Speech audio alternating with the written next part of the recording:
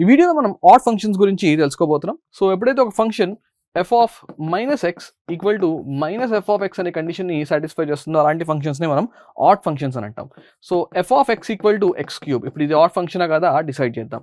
So what is F of minus X students? So this is something like minus X whole cube. What is minus X whole cube students? It is minus X cube.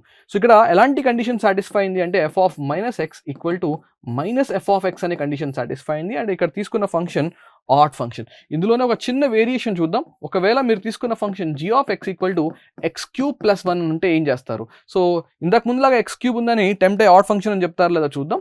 So this is g of minus X equal to minus X whole cube plus 1 which is minus X cube plus 1.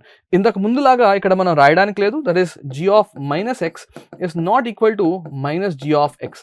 అంటే ఇది add function కాదు, ఇది మాత్రం add function. ఇలాంటి మరిన్ని videos కోసం మా ఏస్ online ఛానల్ని సబ్స్క్రైబ్ చేసుకోండి.